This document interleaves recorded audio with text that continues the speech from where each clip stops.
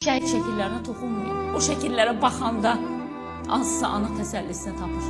Analar var deyir ki, oğlumun şəklinə toxunsalar həmin gün ölərəm. Çünki deyir, mən o yolu keçəndə oğlumun şəklini görəndə elə bilirəm ki, o sağdır, o yaşayır. Və bugün hansısa icra başçısının qəhrəman oğlu görmək xoşuna gəlmir. Niyə? Siz də bu Azərbaycanın oğlusuz, şəhərin inkişafı, hansısa kəndin inkişafı filan çox gözəl başa düşürəm. Bunlar olmalıdır. Amma mütləq şəhid şəkillərinin kəsilməsi üzərində olmalıdır. Toxunmayın şəhidlərə. Bugün uşaqlar var, şəhidlər xiyabanına gedib, ata mən gəlmişəm deyib, məzar daşlarını qucaqlayırlar. Toxunmayın şəhidlərə. Qoyun müqəddəs nəyimizsə qalsın bizim. Rahat kresloda əyləşənlər, çölə çıxmıram, soyuq olar. Atanın balası, necə sən yerin rahatdır deyənlər zaten anlamaz ki, şəhid nə deməkdir.